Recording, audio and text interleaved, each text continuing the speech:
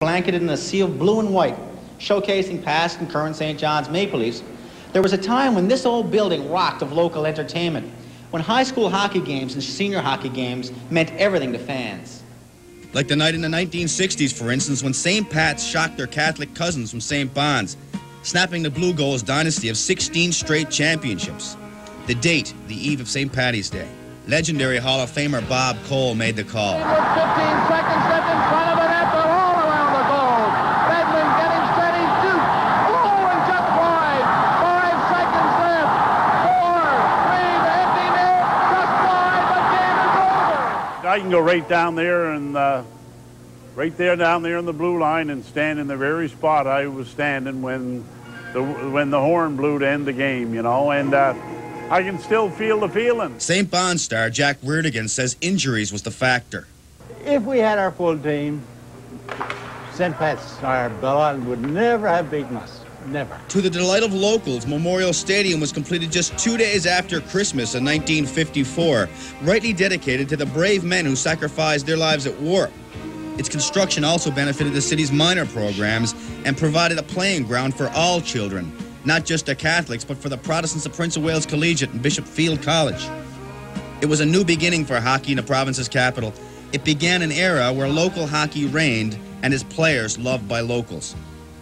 No, we didn't hate anybody. We liked them all. As a matter of fact, we were playing hockey for the winter, and we had 6 good hockey teams in the league, so, you know, we didn't hate anybody. We just came in and wanted to win the game. That was the main thing about it. Most agree the Leafs' arrival in 1991 spelled the end for competitive senior hockey in St. John's, although some say it had already died a slow death. But their arrival ignited a new following and provided a new form of entertainment. The famed bleacher seats that housed the St. John's Caps fans were replaced by seats.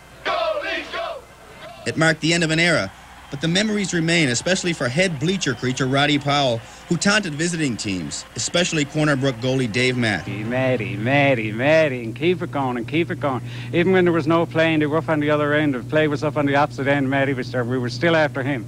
And he used to say to me, Roddy, why do you stay after me when I'm not doing it? I'm just stood there on the net and all the players up on the other end. We said, we just like getting your goat. And he said, yes, and you get it. Even though we went on to have a lot of very, very successful seasons here in St. John's and in this old building here, I still shake my head when I think that it will be gone within the near future. Since 1991, the Leafs have been the prime hockey ticket at Memorial Stadium. Sadly, however, professional hockey has outgrown the cramped quarters of Memorial Stadium. Thus, moving to a larger facility with more seats was inevitable. Yes, I would hate to see this building go. The ideal thing would be to say, yes, keep it as a sports facility. Now, I'm also a realist, Mark. I'm also a realist.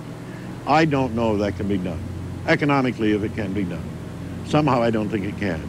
And if this building is torn down or is used as anything but a sports facility, I think it would be a sad day.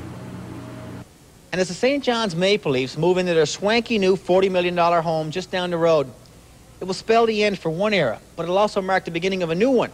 Sadly, for Memorial Stadium, it'll spell the end.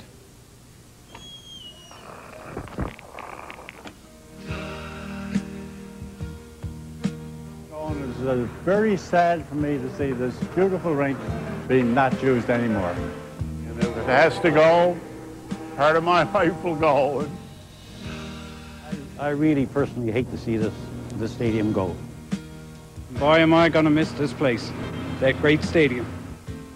It's going to be sad to see this old lady go.